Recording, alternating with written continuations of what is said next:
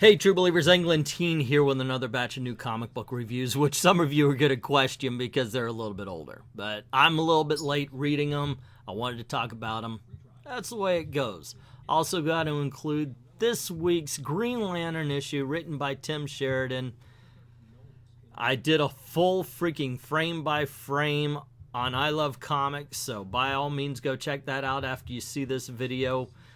Otherwise, kick back, relax, and let's get this party started. I know you're gonna dig this. Green Lantern #1 by Tim Sheridan, a book that was marketed off of hatred and bigotry. The writer of this blocks everybody who dares question anything he ever says. So he's literally going, you know what? I don't want you, I don't want you, I don't want you, I don't want you to buy this book. It's ridiculous. So take away the controversy and what do you have? Well, you have a mess of a comic book. It really is. I did a read-through of this on my other channel, I Love Comics, and I go panel to panel, and we're talking about it. And I really wanted to give it props, and the prop I do have is that they actually wrote a real article at the very beginning of the book. Beyond that, it's exactly what I thought it would be. See, if you have a gay character and you put him in the hands of a gay writer, that character will never be three-dimensional. That character will only have one aspect. And unfortunately, that happens here.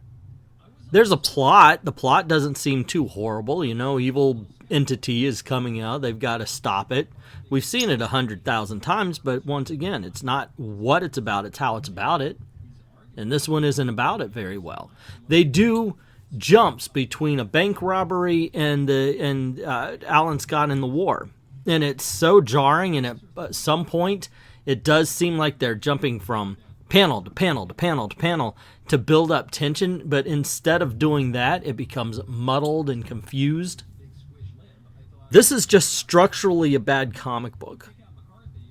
Narratively, it's a bad comic book. Art's actually not that bad. Go figure. Good on you, artist.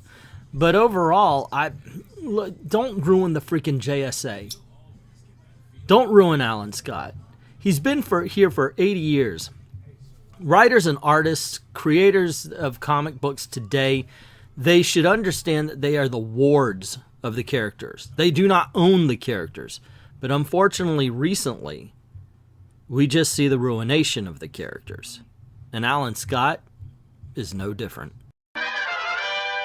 Spider-Man #35. This is the issue where Spider-Man goes nutso and he's Green Goblin. Written by Zeb Wells, drawn by Patrick Gleason. I don't think it's a horrible book. Actually, for all the talk that I've been hearing about, this sucks. And granted, I did not like the death of Ms. Marvel. I thought it was poorly written. This one actually has a little bit of a build-up. And it does explain things a little bit, so you understand. I like the fact that when he goes crazy, he wants to beat up the dude that Marvel's putting out there because they just don't want to give the audience what they want. Otherwise, he's possessed. That's it. I mean, he's just straight up possessed. And by the way, MJ with powers, just stop it, Marvel. Freaking stop it. I mean, there are elements of this book, obviously, that I don't like. But otherwise, it's okay. It's not bad. It is a middle-of-the-road comic book with a whole bunch of little itty-bitty things that I don't particularly care for.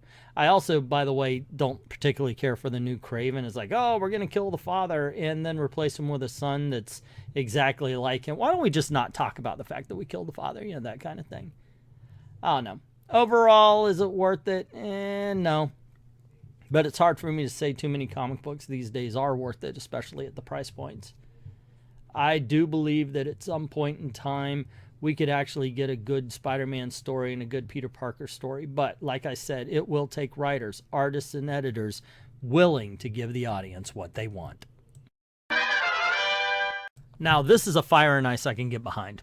Yep, I know. Oh, everybody wants to hear you go off on the bad book, but sometimes you just got to talk about the good books too.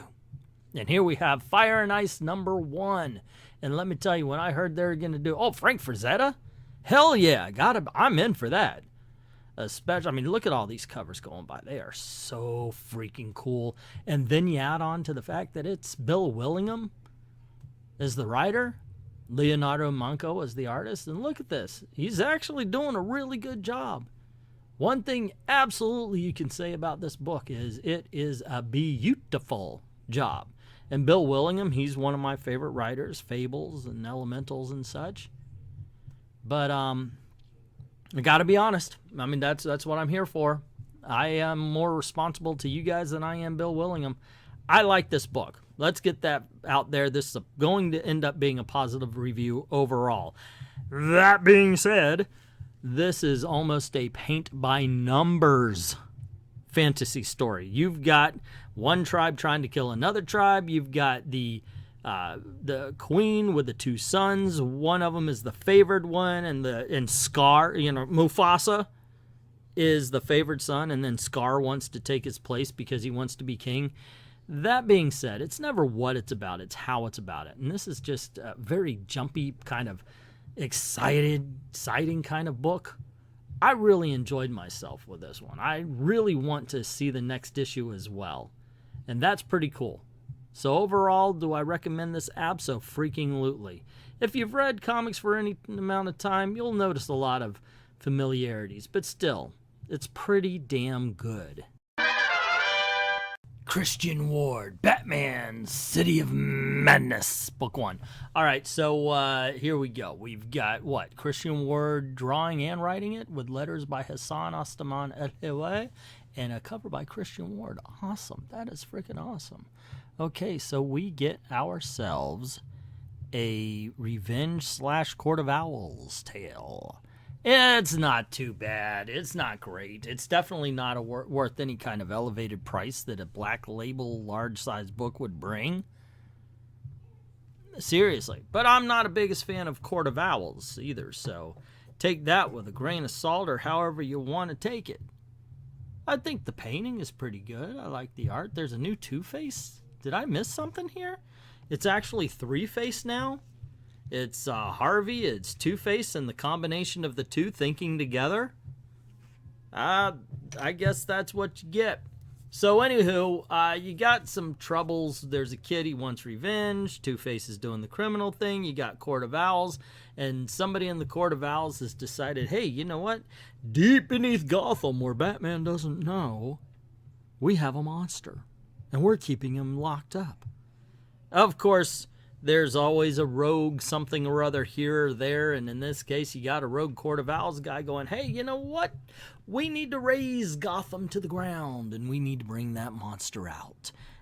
Some people tried to stop it, but there wouldn't be a miniseries if they succeeded, now would they? Spoiler alert. Look, I wanted to like this book. I really do. I want to like everything I read a lot better than I more often than not do.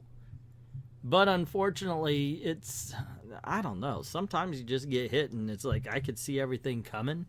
You know, okay, I'll buy this book. I figured it out. I'll buy this book. I figured that out. And you just kind of spin your wheels in the mud, and that's how I felt with this one. I was waiting for this book to catch up to me. And that's never a good thing. Once again, a book I cannot recommend, especially considering the price point.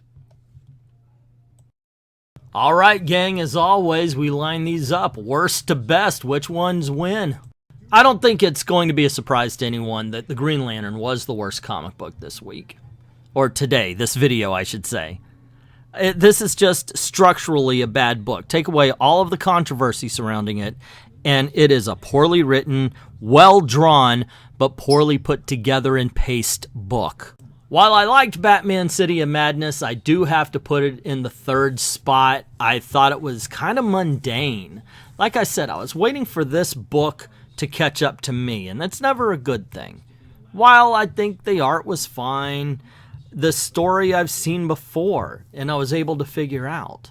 Overall, I was surprised at this book. Sure, I didn't like the Kamala Khan stuff, but wow, I've been hearing Zeb Wells has been messing up left, right, up, down twice on Sundays, and this one turned out to be an exciting little story, which is something because when I first heard Spider-Man's becoming the Green Goblin, I was like, oh dear Lord, no, no, no. But I'm actually kind of glad the way it turned out. It wasn't what was advertised, but that's in a good way.